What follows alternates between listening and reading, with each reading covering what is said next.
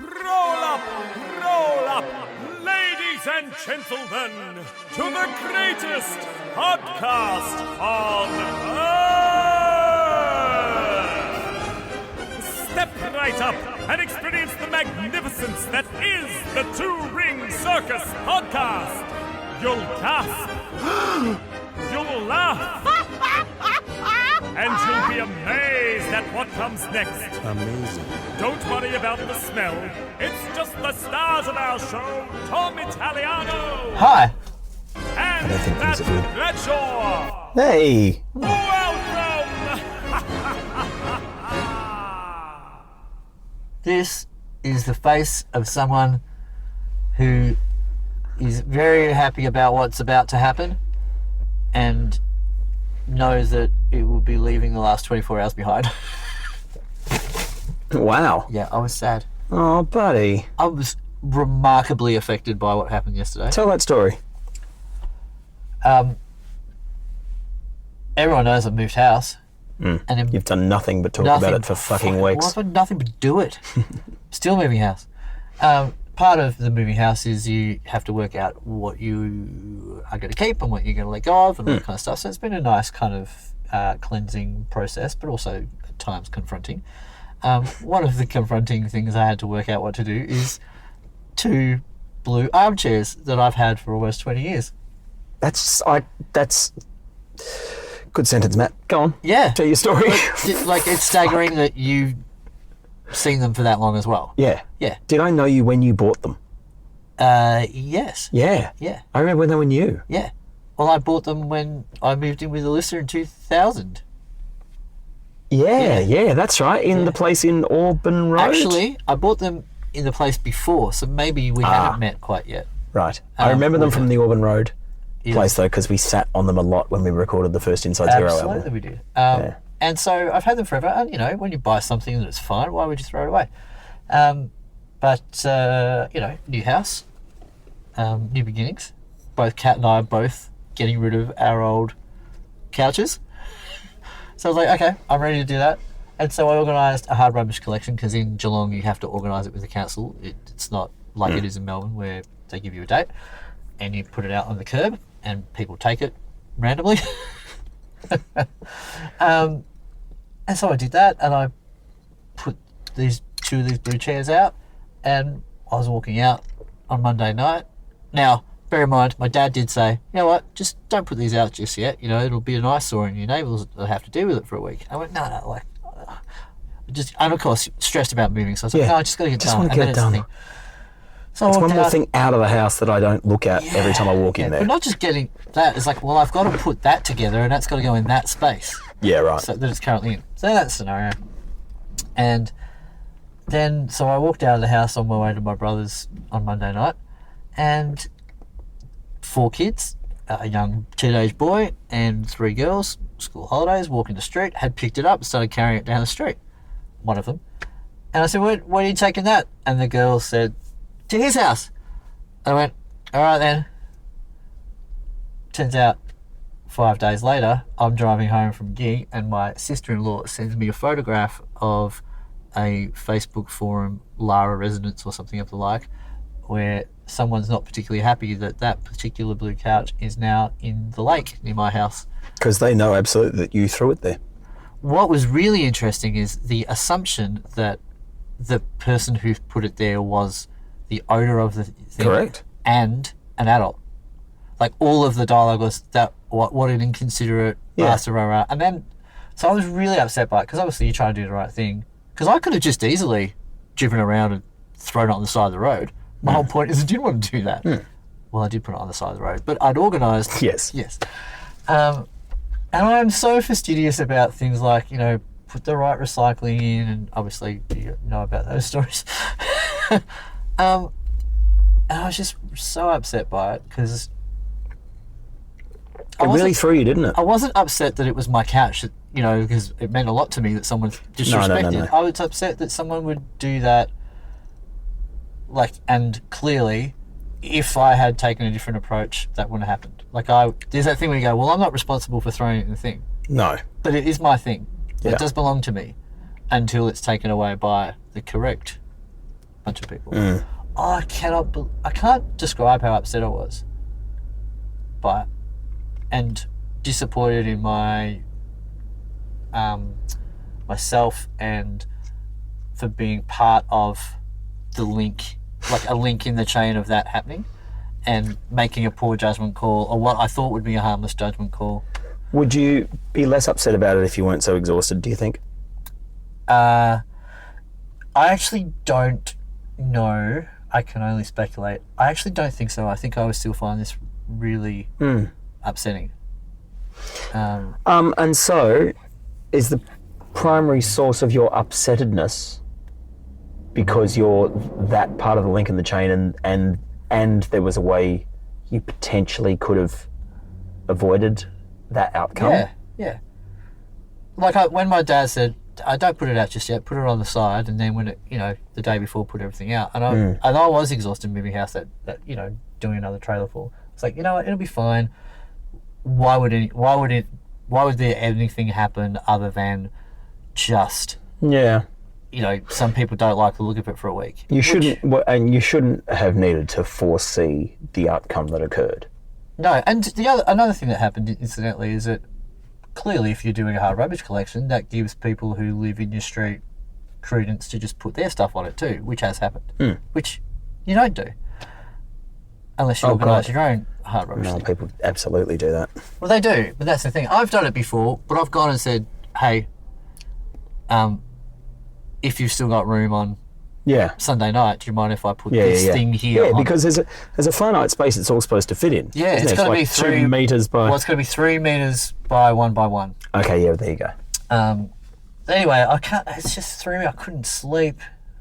I was miserable all day. I went there today to try and fish it out, and over the weekend, because I'm taking responsibility for getting this thing out, and they're like, I logged into Facebook for the first time in ages to join the group to explain what had happened, and then I'll take responsibility for sorting it out, which was met with very well, which is good. But I'm kind of like, what can I do? I think I'm going to have to go to with a BCF and get some waders, sort of wade in to drag. That's the only option. Other than me just call the council and get the council to deal with it. But even that's no, it's not the council's job to deal with it. It's mine. I'll come help you on Tuesday. Tuesday's my next actual day off. Oh, that's nice. So I can It's come not help your you. day off on Tuesday though, because we've got a gig. No, but you know what I mean. I've actually got a day off. Yeah. In fairness, I got Monday off, but I'm going to take the kids to the show. Oh, great. Yeah. Yeah, cool. My brother went. Apparently, I'd organised that. Oh. Anyway. Yeah. You are very busy. I don't mean that sounds like, because we use the word busy as like, oh, I'm busy, but you're mad crazy busy at the moment. At the moment. Yeah. That will pass. We'll all be dead soon. Be all right. Well, that's true. Possibly tomorrow. Oh, God. No, I sent... that was a climate crisis joke. Good. I sent our friend Becky a message saying, please send me your current weekly schedule. And, excuse me.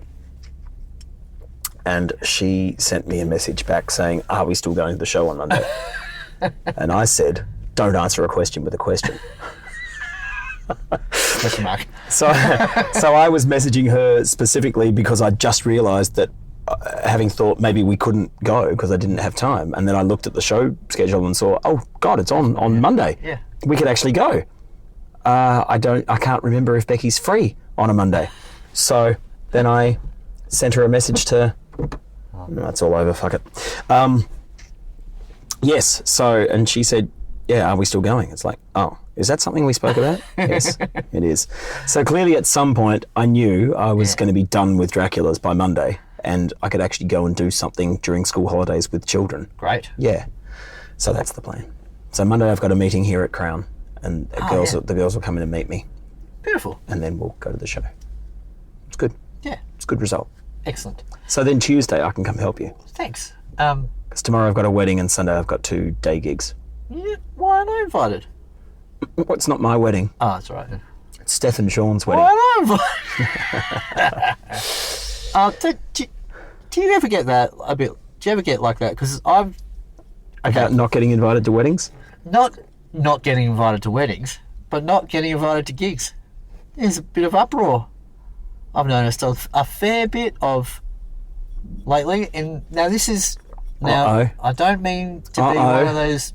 What did you once call me? I don't mean to have a touch of the reformed smoker about me. Oh.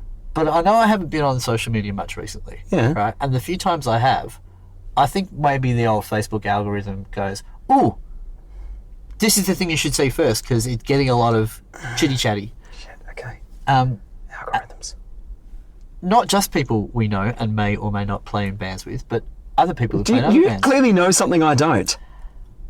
Yeah, well, it just is about, for example, we're doing a gig tonight, Yes. right? And some other people we know aren't doing that gig. Yes. And maybe they've got their nose a bit out of joint about it. And I'm not just saying that about this gig. I've noticed it a couple of times in the past Wait, week. but do you know something I don't? I don't. No, we've spoken about it. Have you forgotten about that? Okay, right. Yeah. As you were. Yeah. And so I just find it That's really... conjecture, because it's through a third party. This isn't someone else that we've spoken about who also... Yes. I just find it really... That hasn't reared its head again, though, has it? This is so annoying for you people listening. Why would we talk in fucking ellipses, if that's a thing? That's a bunch of 3 dots in a How row. are you supposed to talk if you don't talk through ellipses? Good. There we go, I brought it back. Thanks, man. Well done. No, but I've noticed a few other things too. It's like, what is with adults just being like, basically like teenagers? Like adults acting like teenagers that would pick up a couch off the side of the road and throw it on and what? Stop it, adults. Stop being social media whingy. Stop it. Yeah, stop being social media whingy. You're allowed... That's me. Oh, far out. You're allowed to have your feelings hurt. Like, you're allowed to be sensitive and needy. They might not be attractive qualities. Oh, being sensitive is attractive. Like, you're allowed to... you're allowed to feel bad about something that's happening, except that I don't think you're allowed to make it be about you when it's not about you. Yeah. But I understand why that's a human reaction. Like, that's pride and that's ego. And, you know, in a couple of specific circumstances, I guess there's a friendship thing there as well, where but I thought we were friends. We are friends. That's not... Yeah. So then... Dude. So then that becomes my problem, because then I feel like I've done the wrong thing by this other person because I've somehow neglected our friendship because I've chosen to work with somebody else. Yeah. And Not yeah, as in yes, I agree that you have. Yeah. No, I think I agree what you said about you're allowed to be hurt, but even that, just I find that really. But the social media whingy thing, I think, is the primary thing in this conversation. Yes, but what it brings up for me is how many people, as you just said, making it about them, but how many people are in the friendship with you and the function of it for them is for them to get something from you. Oh, okay. And it's even when something happens and then they don't get what they want from the situation, then they feel like they feel like you've done something wrong because you haven't given them what they want. I've had a social interaction, nothing to do with bands, twice in the last 2 days with the same person, where it's been that exact thing that you're describing, where the other person has put a weight and an expectation on the interaction that is unwarranted and was never really implied. So humans are humans are complex. There you go. There's a fucking headline for you. I think we say that every podcast.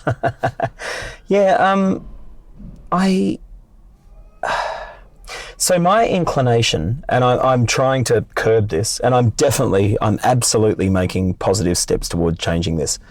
And we have spoken about it only quite recently because it's been a new thing for me, where this is slightly off topic. No, not off topic. It's slightly tangential. That was the original name of the podcast, wasn't it? Where my natural inclination, if somebody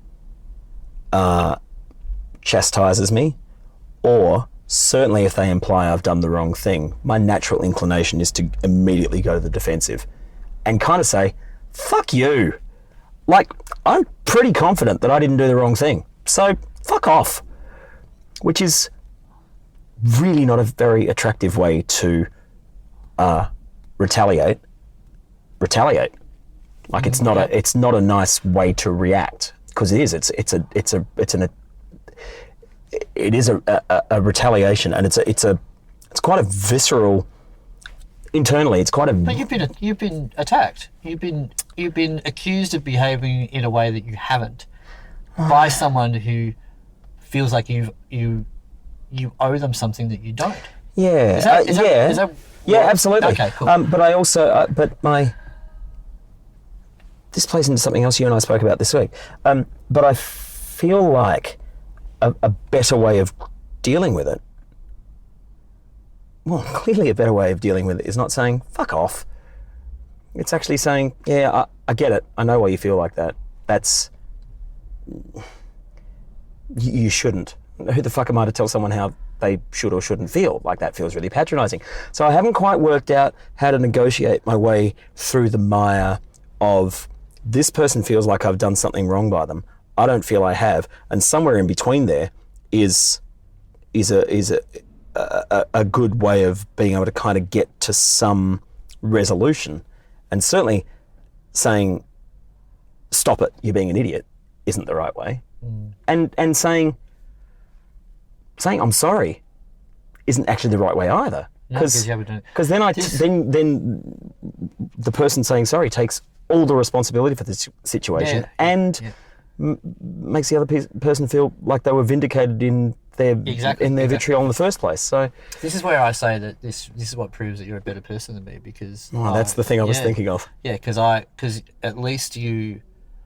I don't believe that. You consider that. See, where I stop in that is, like, I may have done the wrong thing, but the way that you're approaching this and trying to speak to me, the way that you are actually conversing with me and accusing me and attacking me, I'm not into. I just not prepared to engage. I just won't. Well, you are no longer someone I'm going to continue to try to hang out with. Wow. I just like, and you're very good and gracious in the sense of, at least you're considering how you are actually involved in the situation, and what can you do to. And, that conversation that you're talking about there, you're a better person than me. Hilarious, dude. As if was about I have a friend of mine, and I was talking to Dom about this. So I have a friend of mine who seeks to make me feel guilty about not being able to spend time with them, and does it in and it's lighthearted. It's like, can we catch up today? I can't. I'm actually. I'm really busy. I've got deadlines, and I've got people I'm working for, and I've got stuff to do, so I can't. And we will. Well, when? Well, I don't know. I mean, when I get this done. Yeah. Well, when's that going to be? When it's done. I don't know. Yeah. I don't know. And so we only did a shorty podcast last week, and this is going to be a shortish one as well. Last one was only 15 minutes, so we didn't get to sort of get into the nuts and bolts of stuff. But one of the things I wanted to ask you about was, do you ever lie? Yeah. Because I do. Because I lied to this person. Yeah. Because it was better for me to. It was easier for me to lie about. I didn't want to have another one of those conversations. Hmm. And the pattern is it's a shitty thing to do. I fucking hate lying. Do you know what's interesting though? I mean, like, for example, remember quite a few weeks ago, and we had that interaction. It was a Tuesday, and I first met that person, and that person was saying, "Oh, fuck off for being so good," right? And interesting, and that really put me off, and I didn't know, like I was grumpy with it. Like about a week and a half later, I met that person for a second time, right? And we talked about that, right? And I got over my hump of it, and then he stopped saying it. I was like, this is how, Okay. this is great. Like, this is how this should work, is that I get to say how I feel about that scenario, and you get to kind of do your side of the story, and we get to move on from it. And the other times I've seen him since, what a ball. Great fun. No worries. Yeah, that's good. That's good. Yeah, and that's That's where, really good. That's where it's interesting. Like, I'm saying before about, I just would step away and just not associate with. Now, incidentally, that person was around again at a gig, right? And I went over to say, well, you're here. I'm going to sort this out. But we didn't have a long-standing pattern of this is how this works. So it was much easier to go, well, neither of us got nothing to lose. If we... Did you bring it up? We kind of both... We were having a nice chat, and then... Because I told him we spoke about it on the podcast. Yeah, well, we had a nice chat, and then I don't know how it came up. I'm not sure if I brought it up or he brought it up. But either way, it wasn't an awkward conversation. No, great. Like, as soon as it started getting talked about, I was like, look, this is how I felt about it. Was he sober? Yeah, well, he wasn't drunk. Yeah, that helps. Yeah. Yeah. I'm pretty sure he was into his first or second beer, but yeah. That's all right. Yeah. It was great. I mean, that's all right. But I thought it was interesting that, I had that response, and it was that early in a meeting of someone, and I don't know someone, but what I'm trying to get at is that's way easier to sort it out, nip it in the bud, or decide that you're just not going to talk to each other, right? It's way harder when you're friends with someone you've known for a long time, and how do you, and then you know them as well, and there's not really a scenario where you go, when is a good time for me to say, please don't talk to me like this.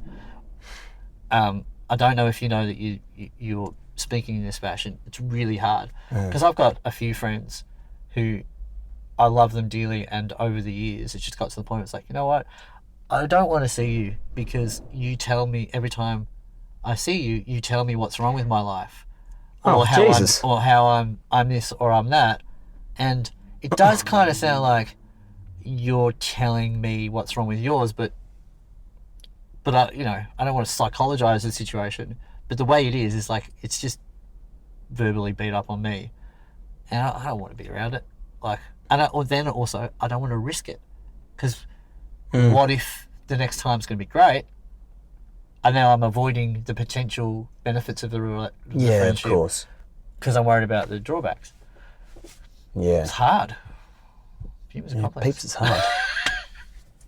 Fuck. Hey, we're going to play a gig together tonight. Very excited. In a band. I'm really excited. I'm honoured to be asked to do it. It's so funny to me. Why? Well, because, this is, what you were saying to me as we were getting in the lift on the way up here, is that I don't want to be a noodle. Yeah. Is that I could ask anyone to be in a band with me. I could ask anyone to be in a band with me. And lots of them would say no. But anyway, I could ask anyone to be in a band with you, was your point. And I chose to ask you. You're my best mate, and you're the best guitarist I know. So, there's fucking no... There's no question about it. That's why it's funny to me. I think it's kind of adorable that you would be, I don't know, anything more than just appreciative of, thanks, man. I think it harkens, I like to use the word harken whenever I can, because it's not very often. It's back to the point at the start of, like, I don't have any expectation that you would ask me. Now, generally, when you get a gig, you ask me to play with you, right? But sometimes you don't, right? For whatever reason. And whatever reason is up to you. And I don't feel entitled. I feel grateful when I get to do it. And that's the difference between I expect You're going to ask me because we're best mates and whatnot. I don't expect you to ask me. I'm grateful that you asked me. And, you know, the fact that, you know, you're the contact for this particular gig and someone's asked you, hey, do you want to put a band together that's maybe a point of difference to something you've done before, and that I'm the one you ask to play that role. It's like, oh, that's awesome. And I'm super grateful, and I don't think that I'm owed that opportunity because of my relationship with you, like, you know, and that's why those other scenarios kind of, you know, I empathise, I do understand. I'm not saying that I don't understand, but there is that element for me with this situation tonight, and I want to do a good job because you're my mate, and I don't want to let my mate down. It's like when you book me to go do a gig when you're not there.